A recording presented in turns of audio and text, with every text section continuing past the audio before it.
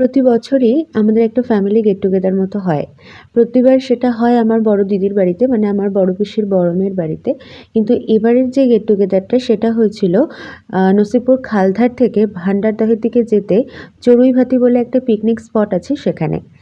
তো আমরা সকাল সকাল পৌঁছে গেছিলাম সেখানে। সকাল সকাল বললে ভুল হবে, আমার যেতে যেতে 11টা সাড়ে 11টা বেজে গেছিলো।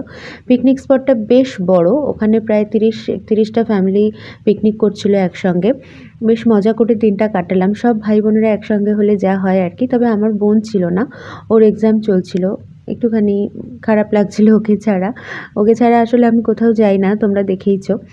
তো এখন লাঞ্চের টাইম, সকালবেলায় দেখতেই পেলে ব্রেকফাস্টে ছিল লুচি আলুর দম, তার সাথে মিষ্টি, তারপরে পকোড়া ছিল, ভেজ পকোড়া। অনেকগুলো পকোড়া খেয়ে নিয়েছিলাম, আমার আর লাঞ্চ করার মতো পেটে জায়গা ছিল না।